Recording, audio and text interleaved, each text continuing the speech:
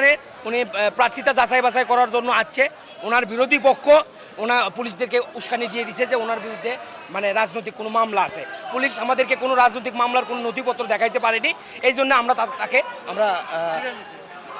ওনাদের কাছ থেকে আমরা নিয়ে নিছি। তার যদি কাগজপাতি দেখাতে পারে তার মামলা আছে, তাহলে তাকে আমরাই তুলে দেব বা বাড়ির থেকে তুলে দেবে। আনার বেড়াচ্ছে, ভোট করতেছে, নির্বাচন করতেছে।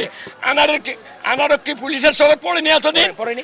আজ কেন নির্বাচন কমিশনারের কাছ থেকে আনারক পুলিশ ধরে কেন নিয়ে যাবে? এটা কোন আইন? কোন আইন?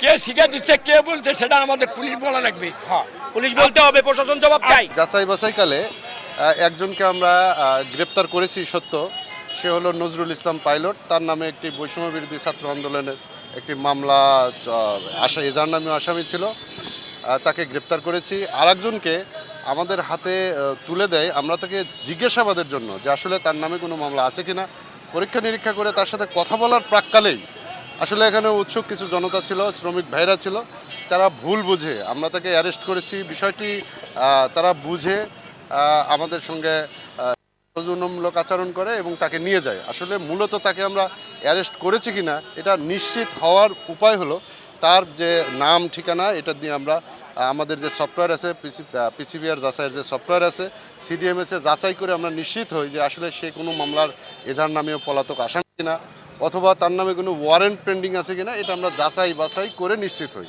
তো তার সঙ্গে কথা বলার প্রাক্কালেই আসলে তারা মনে করেছে যে আমরা তাকে অ্যারেস্ট করে ফেলেছি, তাকে আমরা নিয়ে যাব আদালতে চালান দেব। আসলে ঘটনাটা ওরকম ছিল না।